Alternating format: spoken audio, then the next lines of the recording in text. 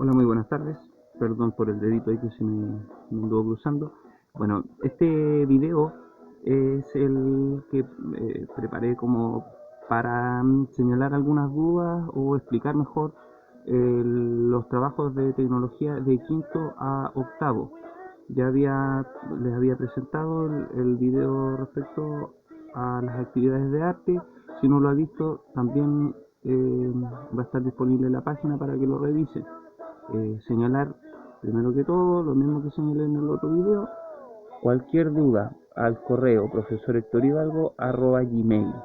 Ya, si no tiene acceso a internet pero tiene WhatsApp, eh, manifieste las dudas al profesor jefe del curso.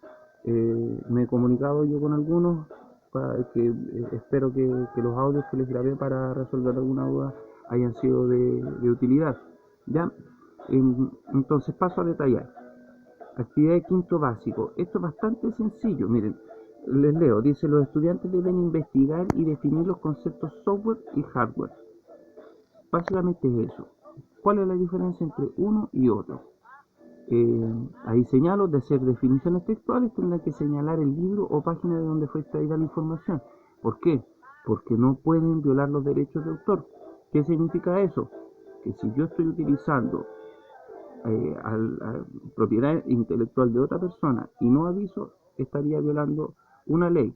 Es importante desde este curso que los chicos aprendan a manejar esa información, ya que todo lo que utilicen de internet, si es textual, incluso si no lo es, tienen que señalar a quién le pertenece. Si yo saco software y hardware, busco la definición en Google, por ejemplo, esto me va a arrojar una página. Tienen que señalar de qué página saqué esto. Google no es la página, por si acaso. Si yo me meto en Google, lo que hago es buscar alguna página que me da esta información. ¿Ya? Lo siguiente dice: dibuje y pinte con lápices de colores un software y un hardware. En el caso del software, bueno, no quiero soplarles, pero tendría que dibujar alguna marquita o algo que tenga que ver con... bueno, una vez que lo investigue se le va a hacer más sencillo entender, pero eh, solamente soplarles que si estamos trabajando con un software, alguna de estas cositas como pista le puede servir. Tendría que dibujar alguna de esas, por ejemplo. No voy a dar más detalles porque la idea es que los propios chiquillos se den cuenta de la diferencia. Dibujar y colorearlo, ¿ya? De cada uno. Y finalmente, escribir una historia ficticia de cómo se conoce un software y un hardware entre ellos, como si tuviesen vida, ¿ya? La extensión de relato debe ser un mínimo de 15 líneas y un máximo de una plana. La idea es que a partir de esta historia los niños puedan ir dándose cuenta de forma más específica cuáles son las diferencias entre uno y otro, ¿ya? No es necesario que escriba la historia en Word o en alguna plataforma digital, puede hacerlo a mano también.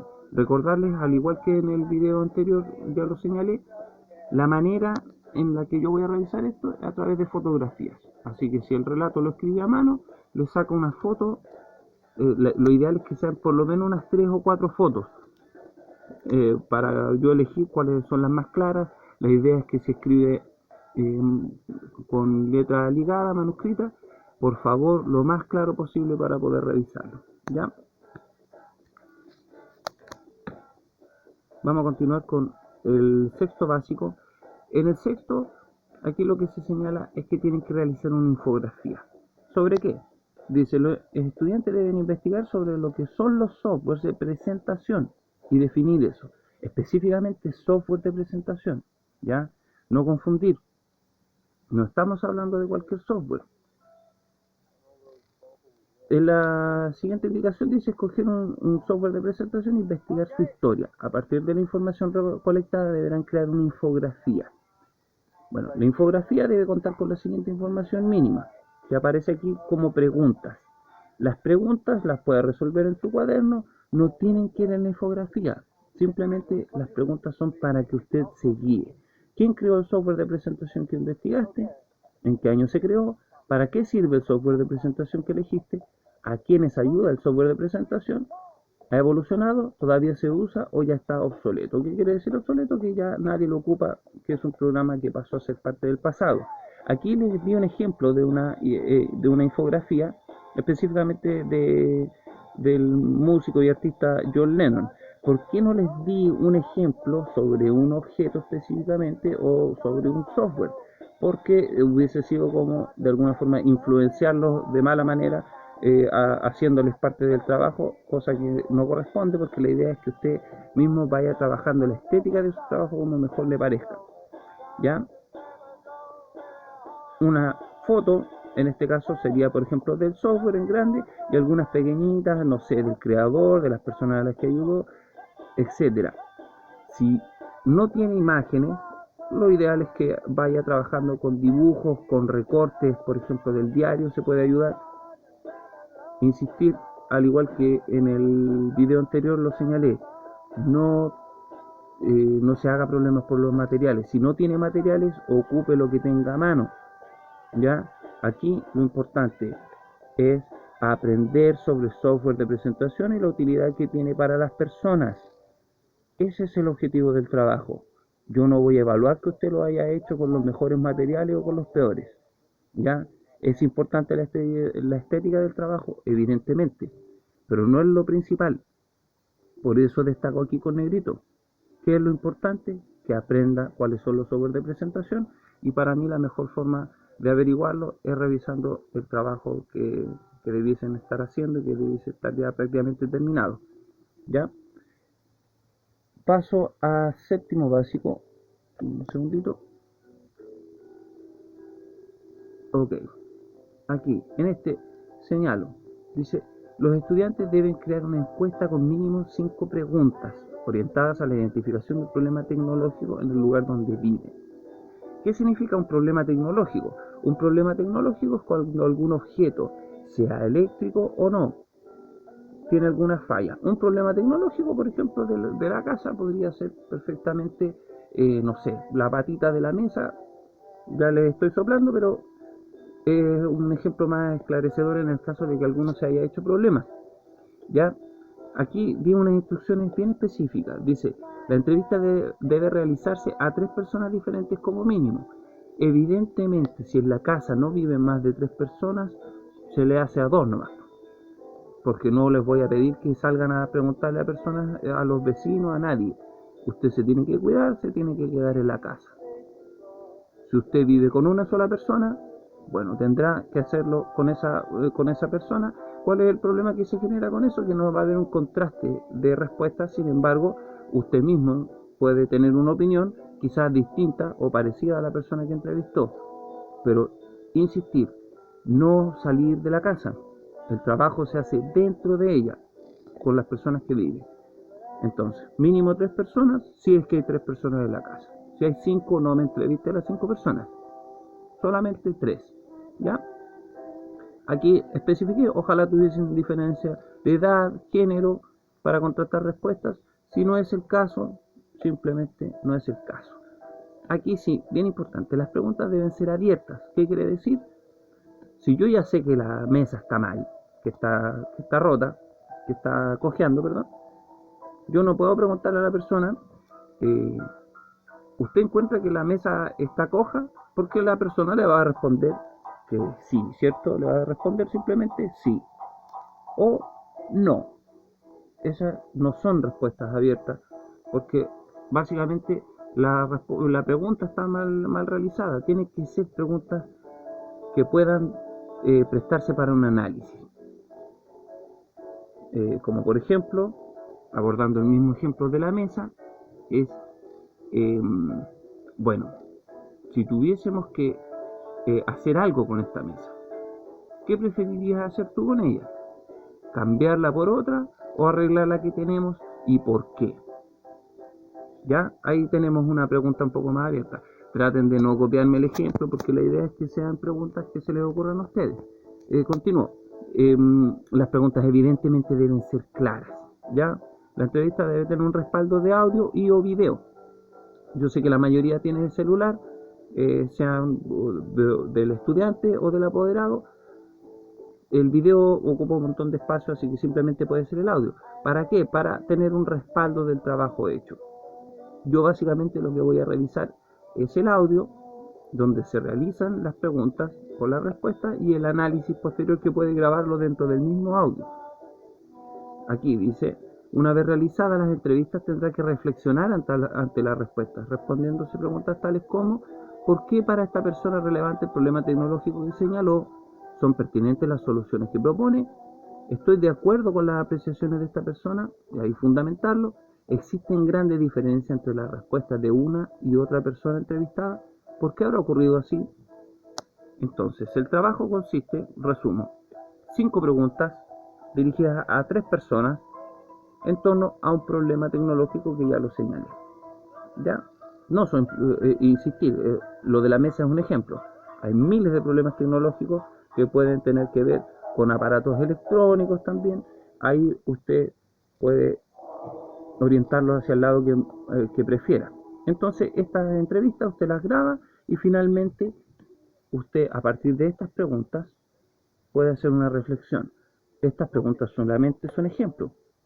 Por lo tanto, puede usted hacerse las preguntas que quiera, pero la idea es hacer una reflexión finalmente de lo que de lo que le han respondido. ¿Ya?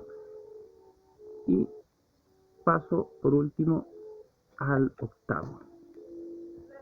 ¿Qué es lo que tiene que hacer el octavo? El octavo básico dice, los estudiantes deben crear un afiche publicitario que haga un llamado a apreciar el establecimiento como si de un patrimonio se tratara. ¿A qué se refiere eso?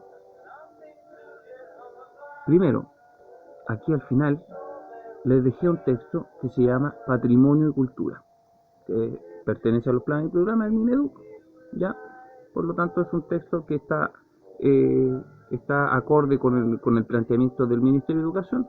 Por lo tanto, es de lo que más se pueden fiar para definir a qué nos referimos con patrimonio y turismo. Por supuesto que usted puede complementarlo con una investigación personal.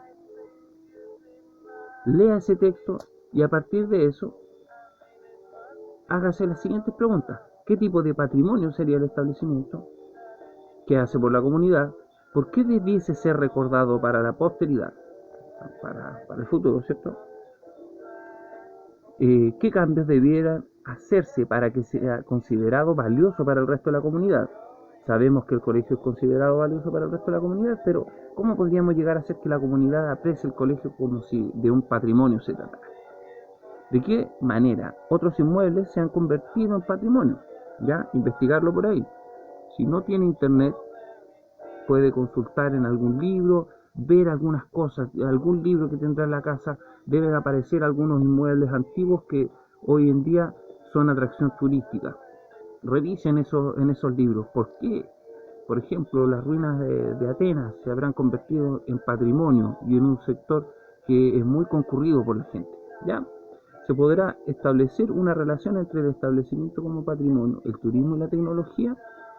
Todas estas preguntas son para que usted realice afiches. Ya no tiene que responder estas preguntas en el afiche escribiéndolas, ¿cierto? Lo que usted tiene que hacer es responderse esas preguntas y a partir de las respuestas que le va arrojando esto, es construir un afiche. Nuevamente aquí di ejemplos que no tienen que ver con la temática del trabajo para no cortarle su creatividad. No pueden copiar esto directamente, pero sí pueden inspirarse en estas imágenes. Ya, ahí señalé. Por ejemplo, aquí voy a acercar un poco la cámara. Tenemos un ejemplo de un afiche. Muy sencillo, pocas palabras. La gracia que tienen los afiches es que la gente puede entenderlos automáticamente una vez después de haberlos mirado. Aquí, claro, hay muchas palabras, pero la gracia del afiche no es necesariamente que la gente se acerque ahí a leerlo. No es un panfleto. Ya, eso tiene que quedar muy claro. El afiche tiene que ser preciso y conciso, muy claro. 1 o 2 frases, imágenes que hablen más que las palabras, para que cualquier persona que pueda verlo lo entienda. Aquí nos acogemos a las reglas del diseño que son como al revés de lo que es nuestro lema de la escuela, siempre más, siempre mejor. El diseño es todo lo contrario. Perdón por el dedito, menos es más. En el caso del diseño, tener menos elementos sirve para que el lenguaje visual hable más que las palabras y que los elementos de alguna forma sean lo suficientemente fuertes o las imágenes como para que uno pueda entender a lo que vamos. Ya tenemos aquí este afiche que es contra la violencia hacia las mujeres, muy importante, por eso se me ocurrió colocarlo como ejemplo. Pocas palabras, imágenes que sean muy claras. Ya, insistir nuevamente, aquí abajo, chiquillos, además del texto del patrimonio, el correo, profesor Héctor Hidalgo @gmail, no sé cuántas veces lo he dicho, pero no me voy a aburrir de decirlo. Si tienen dudas, escriban, ya. Hago el llamado a que resuelva las dudas para que después no tenga que estar dando excusas. Ya ustedes saben que, que se van a dar todas las facilidades del mundo para que usted pueda presentar sus trabajos. No se cuestione el tema de las notas, aquí la nota es lo de menos. Aquí lo importante es que usted aprenda. En el caso de la actividad de octavo, lo importante es que usted pueda aprender a diferenciar algunos conceptos y a entender otros, como el patrimonio y el turismo. ¿Cómo lo asociamos con tecnología? ¿Cuál es la relación que puede tener con tecnología? ¿Ya? Eso es lo importante. Ya, muchachos, chiquillas, espero que estos videos les sirvan para poder hacer su trabajo de la mejor manera posible. Así que eso, los dejo.